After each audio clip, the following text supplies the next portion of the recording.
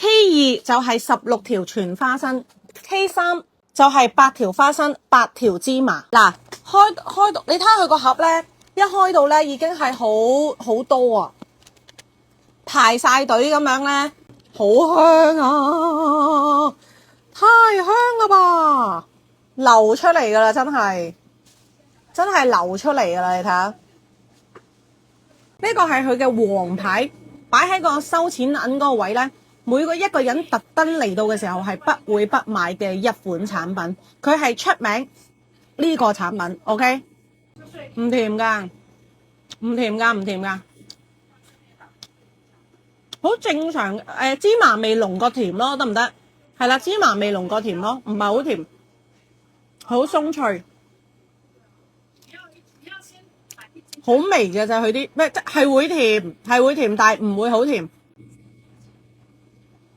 因為係花生醬啊嘛，你只要中意花生醬，只要中意嗰個